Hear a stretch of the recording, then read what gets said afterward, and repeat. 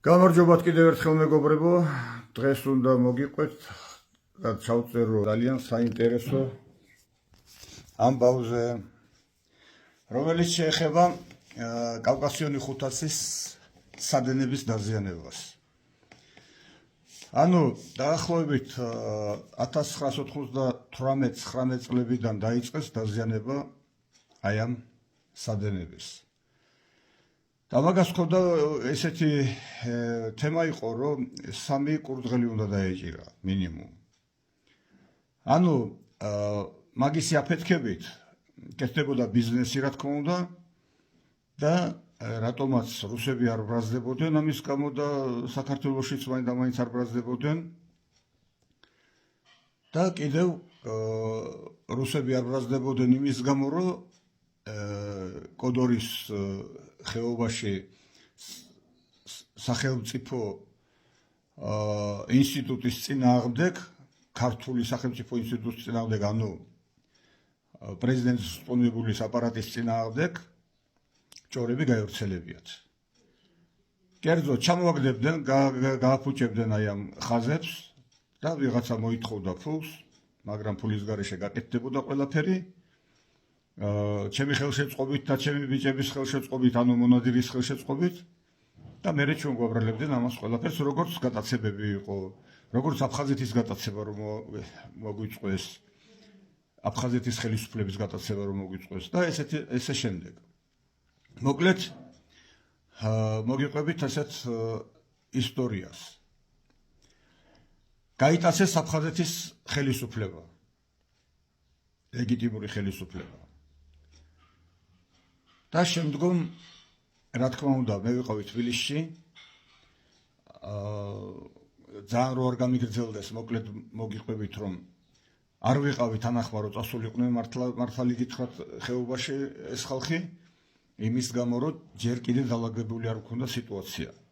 ძალიან არეული დამხვდა, როდესაც მე დაუბრუნდი ხეობაში 2 წლის მერე, ისევ ჩავიბარე ხეობა, მაგრამ ძალიან არეული იყო და გადაკიდებული იყო ყველა ერთმანეთზე. და სანამ დავალაგებდი, მანამდე უარი უთხარი, ნუ ჩაიყვან, თქვა, ივერი ჭელიძეს უთხარი, ნუ უარი უთხარი, თქვა და არ ჩავიდენ, თქვა, ივერი ჭელიძე იყო გუბერნატორი მაშინ. ხო და ჩემ ჩუმად მაინც წასულან. წასულან ჩემ ჩუმად მაინც და აგერ ხატების წინაშე ვზივარ, კი განახეთ უკვე და აი ამ ხატების წინაშე ვფიცავ. თუ მცოდნოდა ჯერ ერთი წასვლა მაგათი, რომ იმ დღეს უკვე გაფრინდნენ. და თუ რამეერიოს ჩემგან რომელიმე სიტყვა რომ გაიტაცეთ და ცემეთ ეს ხალხიო. ეხლა შეხედეთ, რო გავიგე, თავპირმტრობით გავიქეცი ქუთაისში და ქუთაისიდან გადავფრინდით ბიჭებთან ერთად. ჩავედი, მივაკვლიე, სადაც იყვნენ, უკვე ვიცოდი, ჯორბენაძე შეხვდა, ივერი შეხვდნენ იქაურები და მითხრეს, რომ ასე და ასე გატაცებულები აცგარაში არიანო, ყავდო. წავედი ზევით და დამეღამდა ამასობაში. კინაღამ დამხრიტეს. იმდენად მოულოდნელი იყო ჩემი გამოჩენა მაგათთვის იქ, რომ ვერ მიცდეს და კინაღამ დამხრიტეს. ნუ წამოვიყვანე, რა თქმა უნდა, ეხლა მე ვერ გეტყვით იმას, რომ უცხოპლანეტელებმა და ვინდა სხვამ გაიტაცავ, რა თქმა უნდა, კოდორლებმა გაიტაცეს, მაგრამ ვინ მოაწყო, ვინ მოატყუილა ბიჭები, ვინ გაატაცებია, ეს უკვე უფალმა იცის და იზრუნებს მაგაზე და იზრუნა უკვე კიდევაც უფალმა მაგ თემაზე. შემდეგ რომ ჩემთვის დაებრალებიათ. მაგრამ თავარი რა არის ახლა? გავიდა 1-2 წელი, რადგანაც რომ ეს სპეციალს დაბრალდა, ადგნენ და გაიტაცეს ვერტფრენი. წარმოიდგინეთ, შეხედეთ როგორი მომენტია. სოფელ საკენში დააზიანეს ხაზები, ანუ ჩაგვიწყვიტეს ზამთარია, თოვლია, გვჭირდება დენი, მთელ საქართველოს ჭირდება დენი, ამ დროს წყვიტავენ ხაზებს სროლით და ჩასულ ვერტფრენს გასაკეთებლად იწაცებენ. ანუ შეხედეთ როგორი სიტუაცია. ვერტფრენი მიფრინავს, უნდა დაждდეს გენწვიშის აეროდრომი, რომელიც გავაკეთეთ ჩვენ აეროდრომზე. ხო და ვერტფრენში ზის ადამიანი, რომელიც თხოვს მფრინავებს, რომ გადამიყვანე და აი აგერ ომარი შარაში დამსვიო. ამათმა ვარი ვერ უთხრეს და დასვეს ომარი შარაში. დასვეს იქ, სადაც ელოდებიან გამტაცებლები. გესმით, სადაც გამტაცებლები ელოდებიან, იქ გადაიყვანა ადამიანმა და დასვა და შეუვარდნენ ბიჭები შეიარაღებულები და გაიტაცეს ვერტფრენი და წაიყვანეს იქ, სადაც აფხაზეთის მთავრობა ყავდათ გადაყვანილი. ახლა ისმება კითხვა. მე მაბრალია რომ ვითომ მე გავიტაცე წინა ვერტფრენი იმათთან ერთად აფხაზეთის მთავრობასთან ერთად და ესეც გაიტაცეს და წაიყვანეს იქით. ნუ რა თქმა უნდა დაგვირეკეს გვითხრეს ეს ყველაფერი უცებს დათო თევზაძის ხელშეწყობით რა თქმა უნდა ყველაფერი ვერტფრენი გამომიყო ბიჭები გამომიყო სპეცნაზელები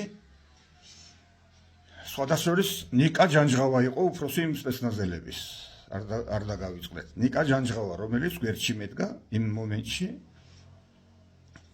აი ამ საქმეში ჩაუფრინდით საკენში მაგრამ რომ მიფრინავდით გზაში იმათმა ვერტფრენი გამოუშვეს და თან დააყოლეს რომ 500,000 იყო თუ რაღაცა თანხა დაფიქსირებული მოგვიტანონო თორე არ მივცემთ საშუალებას აღდგენისო და ეხლა თქვენ გიშვებთ ემზარპიციანის ხათრი თუ აქიდანო გესმით ეხლა ანუ აფიქსირებენ ჩემს სახელს და გვარს რომ თითქოს და ჩემი ხათრით უშვებენ ამათ და გამოუშვეს მაგრამ გზაში ბიჭებმა ვერტფრენის მფრინავებმა ერთმანეთს გადაულაპარაკეს და იმათმა უთხრეს რომ მოფრინავენ ანუ ერთმანეთის კავშირი რო დაიჭირეს და ეს მითხრეს ბიჭებმა რომ ჩვენები მოფრინავენ უკვე იქიდანო და ქარელში იყო მე მგონი ზუსტად არ მახსოვს თუ გორშიდან ვთხოვე რომ დააჯინეთ თქვა ორივემ დააჯინეთ ვერტფრენები მეთქი და ორივე დაждდნენ და ეხლა მე რო ინფორმაცია მჭირდებოდა რომ რა და როგორ იყო თუ შეიძლება მეთქი რომ გაცვალოთ თქვა ვინც იყვნენ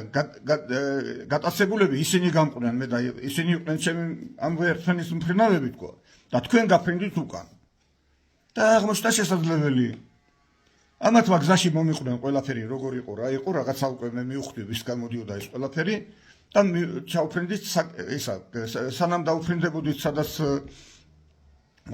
გაწყვეტილი იყო ხაზები მანამდე დავიწყეთ ხაზებს გავაყოლე ვერტფრენი რომ იმათმა იფიქრონ ახლა გამტაცებლებმა რომ ხაზების გასაკეთებლად არიან ჩამოსული ენერგეტიკოსები და რო არ იფიქრონ რომ სპეცნაზის თავარ ჩამოსული გავყევით ამ ხაზებს იქით აქეთ და დავჯექით მე სპეცნაზის გარკვეული რაოდენობის ბიჭებით წავედი გავყევი კვალს თოვლში ერთი დაახლოებით 3 კილომეტრი იყო სიმაღლეზე იქ მიგვიყვანა ამ კვალმა და მესვის სროლა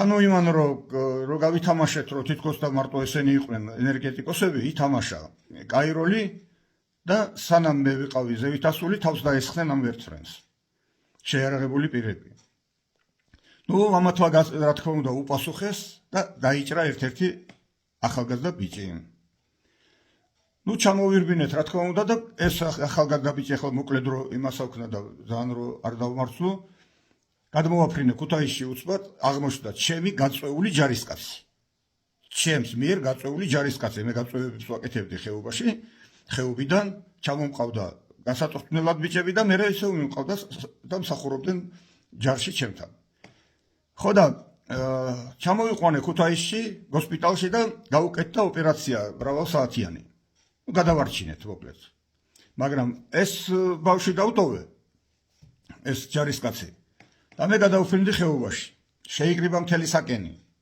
თხოვნით რომ არ დაიჭირო სოდვა ეს ბავშვი შეაცდინეს არავინ დაჭერას რა თქმა უნდა მაინც არ ვაპირებდი იმიტომ რომ ვიცოდი რომ ამას ვიწყობდნენ მე და ვიწყობდნენ კოდორლებს იმის გამო რომ დაცლილიყო კოდორის ხეობა დამცველებისაგან და ამიტომ ჩემი პირადად მე მქონდა ჩაფიქრებული ჩანაფიქრი იყო ჩემი ასეთი რომ უნდა გადამერჩინა და მე ისევ დამებრუნებია სახში უკვე გამოსწორებული ტვინით მოკლედ მე ვეუბნები მთხოვენ რომ ციხეში არ მოხვდესო რა აი ეს ახალგაზრდა და სხვათა შორის იყო უწესერესი ბიჭი ყველა ვინც კი შეაცნეს ყველა წესიერი ბიჭები იყვნენ ხო და რადგანაც მეთქი მთხოვთ მაშინ მეთქი მოდი ასე გავაკეთოთ თქვა. შეიკრიბეთ მთელი საკენი, დაიფიცეთ მეთქი ხატზე ჩვენი სვანური წესით, რომ არც ხელს არ შეუწყობთ ამ ხაზების ჩამოწყვეტაში და გაფუჭებაში და არც მიიღებთ მონაწილეობას, რაც არ უნდა თანხები შემოგთავაზონ თქვა. კი ბატონო, უწესიერესი სოფელი იყო საკენი ყოველთვის, შრომელი ხალხი და უწესიერესი საგვარეულოები და შეიკრიბა მთელი ეს საკენი დიდი სოფელი იყო ერთ-ერთი ყველაზე, შეიკრიბა სულ ყველა და დაიფიცეს ხაზზე. იმის მერე საკენში შეჩერდა აი ამ ხაზების ჩამოწყვეტა. ამის მერე იყო უკვე ეს ბავშვი რა თქმა უნდა გამოსწორდა, გამოჯანმრთელდა და ოჯახს დაუბრუნდა და სოფელს დაუბრუნდა და ჯარსაც დაუბრუნდა და იმის მერე ყოველთვის ყველაფერი კარგი მარტო იყო მისგან გამოდიოდა ყველაფერი კარგი. ეხლა შეხედეთ. ამის მერე რადგანაც საკენში ვერაფერს ვერ აკეთებდნენ, გადაინაცვლეს უკვე ომარ იშარაში. და ომარ იშარაში თუ გახსოვთ თქვენ გასვიანების ოჯახი. აი იმ გასვიანების ოჯახში ვინც გააკეთებია იმ უპატიოსნეს ბიჭებს და ვინც ჩამოაგდებია ასროლია და ვინც ამ შეცდომაში შეიყვანა და რო ითხოვდა მირცხულავასაგან, მაშინ მირცხულავა იყო მინისტრი, თანხას, ვინც ითხოვდა თანხას, მაგის შესახებ ამ გასვიანების დედამ მოვიდა ჩემთან, მოიტანა განცხადება და შუამდგომლობით მიუმართე პრეზიდენტს, რომ ითხოვს თავისი შვილების გადარჩენას აი ამ სიტუაციაში, რომ მიღუპავს ბავშვებსო, მაგან მოევაწყო ყველაფერი აბსოლუტურად და გადამარჩინეო. ავდექი უშუამდგომლე, შევარდნაძეს უთხარი რომ ვიცი რომ უშიშროების ხალხი ურევია ამ საქმეში, პროკურატურის ხალხი ურევია ამ საქმეში და უпроსტად პროკურატურა ამას არ გამოიძიებს, არანაირ რეაგირებას არ მისცემს მეთქი, იმიტომ რომ უშიშროება სეშენია, ამიტომ მეთქი იქნებ ბიძაზეს დააწერო სამხედრო პროკურატურას თქვა და მაინც იმედი მქონდა რომ სამხედრო პროკურატურა ვითომ რაღაცას იზამდა. დამირეკა ბადრიმ, მივედი, მითხრა ბადრიმ, რომ აი აიღიძრა საქმე, ეს წერილები ყველაფერი მასთან იყო და მერე რაც მოხდა, ამის შესახებ შემდეგ ბლოკში აუცილებლად მოგაწვდით კიდე. მადლობა დიდი ყურადღებისთვის.